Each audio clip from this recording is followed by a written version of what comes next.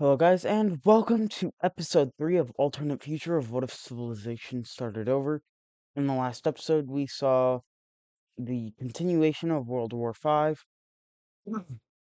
We saw a couple of major events happen other than, or inside of World War V, such as um, the Pentagon coalition against Russia. We pretty much saw the end of the front in Africa. There's just a little bit left that West Africa's got on their own. But we also saw the entrance of the Trapezoid Alliance into the war. So if you enjoyed today's episode, make sure to like and subscribe, and let's get started. Alright, so coming up into the Russian front line, well, we'll focus over here first, as we see this pink country here, pretty much just yeah, we see the Mediterranean country kind of just gets all of it. And then from here, they begin their invasion into the Romans. The Romans, like, they knew it was coming, but at the same time, they didn't. It's weird. But we see West Africa then make a landing just a bit further north, and they quite quickly are able to now separate what was a country in two pieces into three pieces. From there, we then see the Farmers Union will come in and separate that country that was just in three pieces into four pieces. And remember, like, you've got all of Western Europe. Western Europe's they're kind of doing stuff over here, but not really. Down south, the Orange team has fallen, and we see aid from the Trapezoid Alliance, and also a bit from probably just Libya and West Africa, is now heading down to aid South Africa. They are able to defend this major city a little bit. However, the Orange team, on the other hand, isn't doing too well. But seeing as they're fighting a fascist country, we see a few countries will rejoin the Trapezoid Alliance.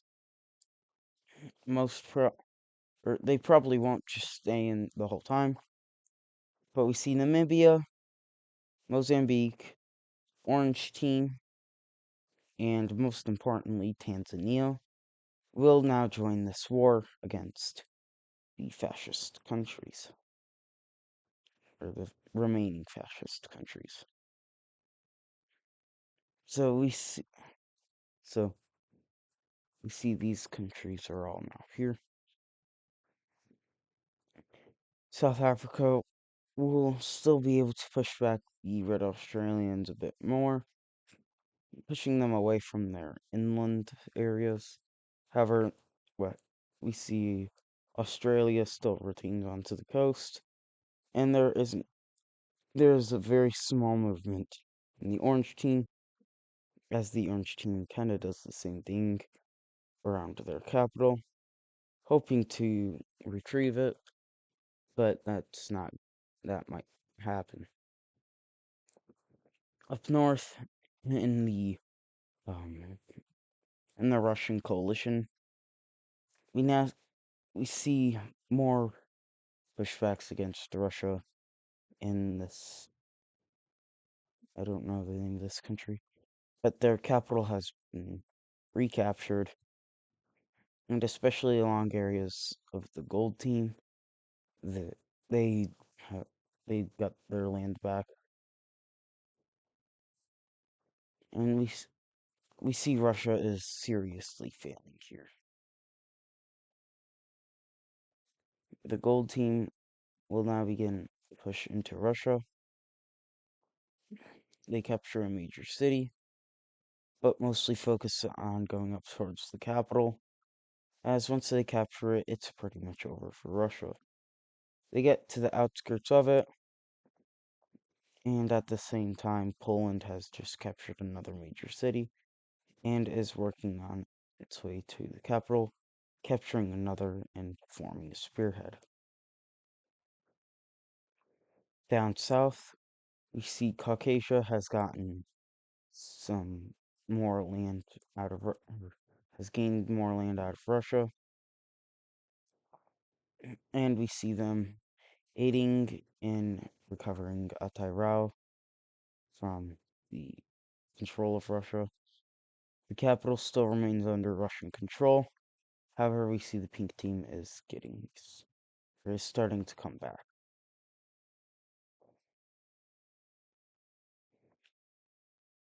Up north with Finland, we don't really see them making a whole lot more movements. What they're really just doing at this point is sending their aid out, as Norway will move in to take over some more of this land, as they're able to better hold the front line, and we see them moving down to capture the capital too. Eventually, Finland will gonna get told by Norway to go for this major city, one of the bigger ones in this region of Russia, and from there they form another spearhead down to the capital. However, instead they will move over quickly to regroup with Norway, encircling a ton of troops here and beginning to close in on them. Hopefully, the White Death isn't here for them. That's bad news for Russia always. Alright, but now moving away from that front, in the Americas, there isn't really any movement going on, at least in South America, as the fascists seem to be really holding on their own. However, we do see West Africa is starting to arm some of its navy, especially taking over areas down here.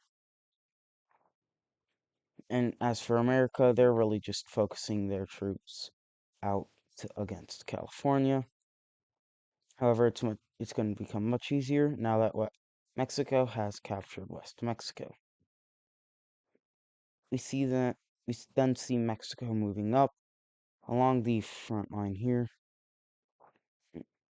but we then see something extremely major happens as we see a few groups, not just in the Americas, not just in the countries fighting even.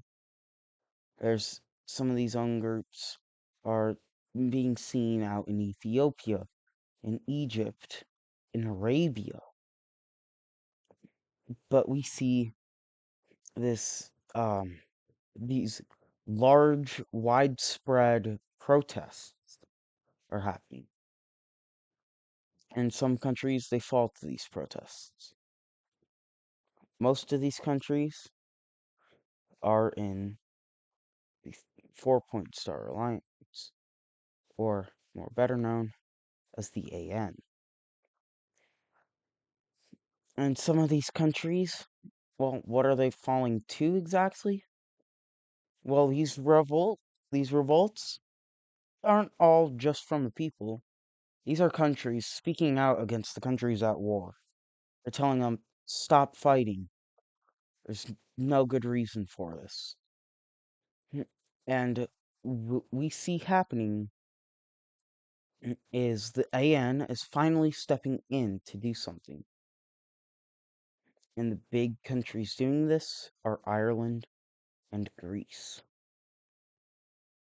So we see them forming the 4-point star alliance.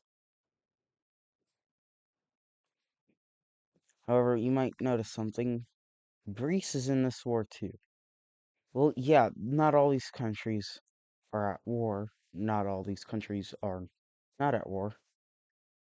But the first country to join it will be Ethiopia, then followed by Arabia, Egypt, Sudan, and then the first country not in this general region we see is Borneo out here. We see the Southern Philippines nation will join, as well does Papua New Guinea. Then we then see Haiti, Cyprus, the Mes- for Mesopotamia. This country I don't know the name of. The Emirati nation. We see the Caspians join this, and then the first country or the second country to join this that is currently at war is Tibet. We then see more countries down in Africa join this, such as Tanzania, South Africa, Madagascar. These two countries here.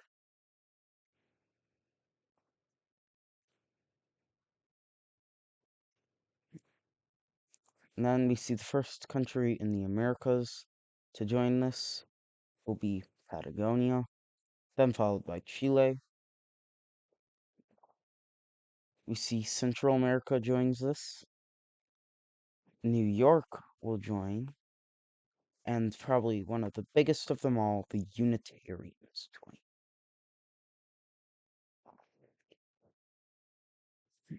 And the final country that we see joining out here in Asia, if you would guess it, is South China.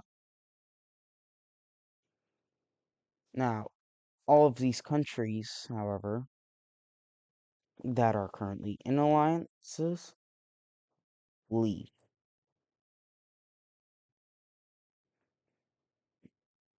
So we see all of these countries, except for one certain group of countries, will leave the alliance that they are currently in.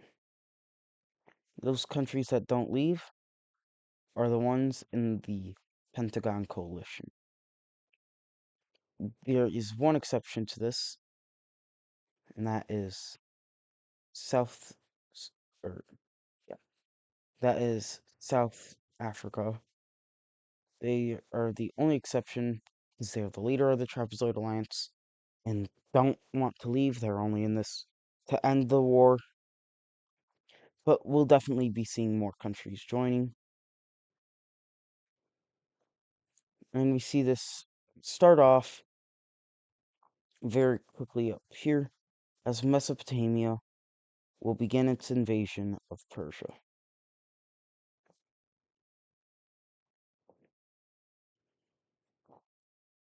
We see the Mesopotamians send their forces in quickly, capturing two major cities and eventually capturing a third.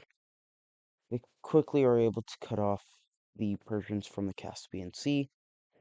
However, there is a country at war that they border that they will not invade. That is Caucasia, because the Pentagon Alliance or the Pentagon Coalition, is working closely with these guys to end the war itself.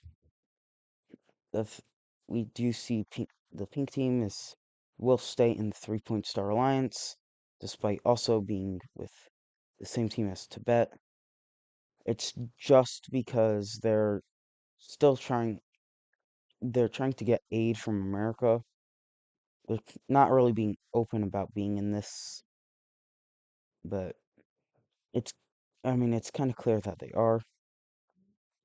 The next spot we see things happening is out here, as we see Ireland is able to make a landing in Normandy.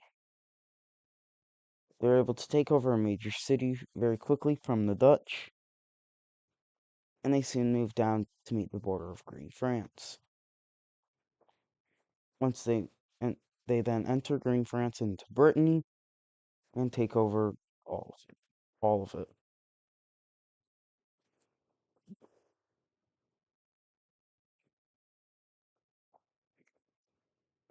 From here, we do we see other countries are starting to get in on this. we see Greece is finally able to start pushing back the Romans with extra aid that they are getting. Plus, not to mention, the Romans are kind of like split up into of groups. But we see the Romans are pushed back to their border, and then the Greeks start invading. But we see one exception to what's kind of going on with the 4-point star alliance. Caspians will use their extra aid that they're getting for some reason, and they begin invading this Greek country, which is kind of hard to see. But they're quickly able to capture the capital of it, and then they move over to meet up with the Caspian Sea again, splitting this country into two. But they say it's for a quote unquote good reason, as they're trying to get down to the Persians and begin invading them to take them out of this too. Eventually, they do say that, or they do that, as they begin to invade the Persians, capturing a major city. But we see the final event for this episode, which is India will repeal its forces from South China. Yes, that is it. But we see that will have a major impact on the next episode. So if you enjoyed today's episode, make sure to like and subscribe, and I'll see you in the next one.